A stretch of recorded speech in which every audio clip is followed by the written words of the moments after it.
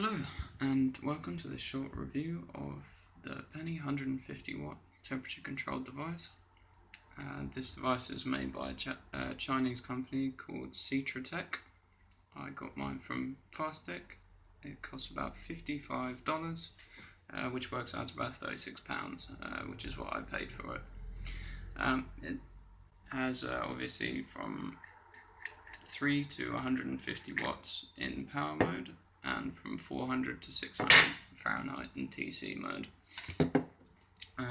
It's got obviously a up button, a down button, and your fire button. The fire button is very reminiscent of the Sigeli 100-150 watt series. It's incredibly small for a 150 watt device, incredibly compact design. It's got a adjustable 510 connection, which I believe is brass coated copper. Now I think the compact design is somewhat down to the ability to move the batteries from the bottom here. As you can see, there's a little door there which you just pull the tab to open and slide your batteries out. You can see on the bottom here that you have your battery contacts there that are labelled. Obviously this is running in series to get that high power, and then you've got the upper contacts inside the body there. So you just slide your batteries in, really simple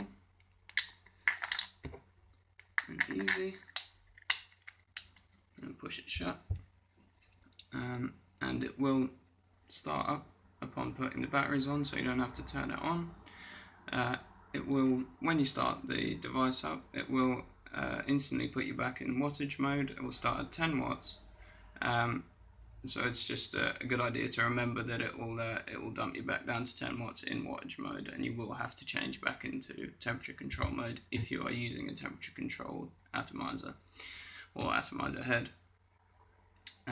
It's 3 clicks in quick succession to switch over to temperature mode.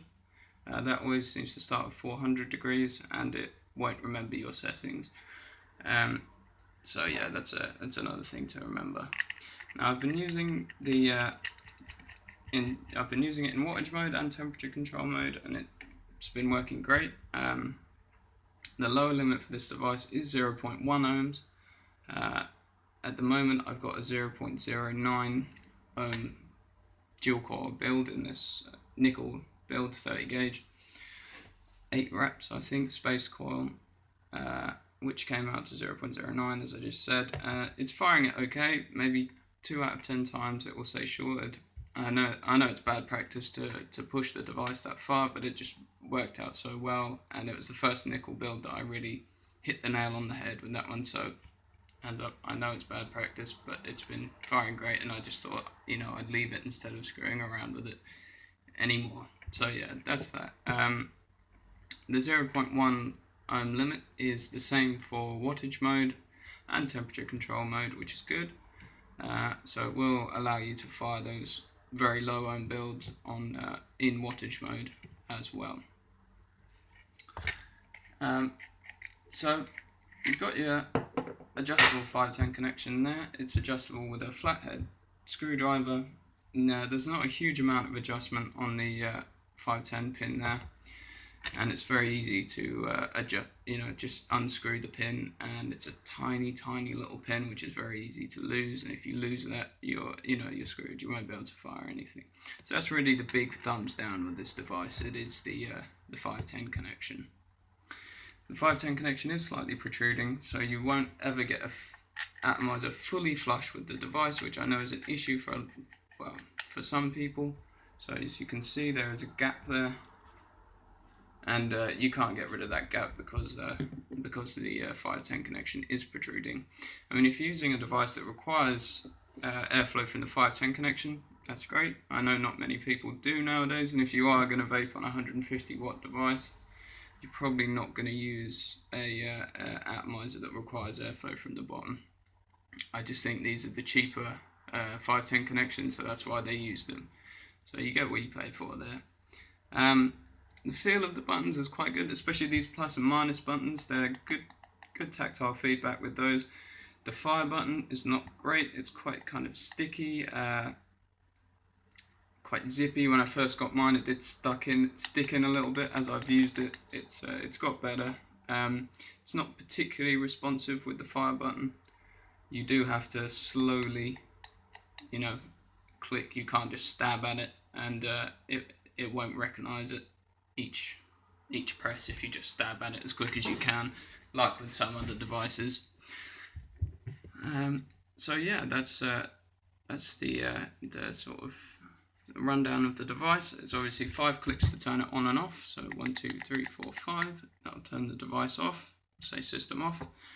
And then 1, 2, 3, 4, 5 to turn it back on. You'll get the smart box opening message, and then it will read the device and obviously put you back down onto 10 watts.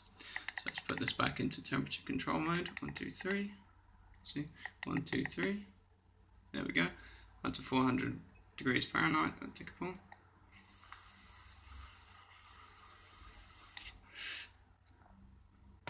And unfortunately, I won't be blowing any clouds because I do have a fire alarm in this room, and it is very, very loud. So I apologise for that, but yeah, it will fire that low because I think due to the heating up of the coil when it first fires, it will raise it just above the threshold for the kind of tricks the chip into firing a resistance that low. I wouldn't recommend putting a 0.09 build on there. That's just how it worked out. I was aiming for 0.1. But yeah, as I said earlier, the build went so well that I thought I'd just leave it on there. So the back panel here is just held on with 4 Phillips screws. You can take that off. I have seen pictures of people taking that off. I haven't taken it off on mine yet, just for fear of breaking something. I will do a bit more research, and if I find out that it is easy to take that off without breaking anything, I will do, and I will shoot another video of the internals. So yeah, that's just a quick look at the Penny 150 watt. I will post a link in the description to the company that actually make them, the Citra Technology. There's not a huge amount of information on their website. It's just basic kind of. There's actually more on the Fasttech page for this device, which I will put also in the description.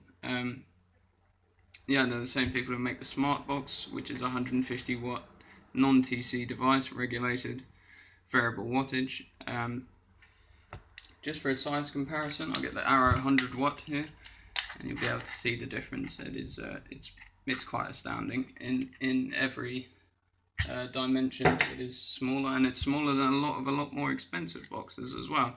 So it does come highly recommended. But if you're one of those people who need a flush mounted atomizer, or you need a spring loaded 510 connection, this probably won't be the one for you. But for me, that's not a huge issue, and the compact design and the price really made this a really great deal. So I would recommend it.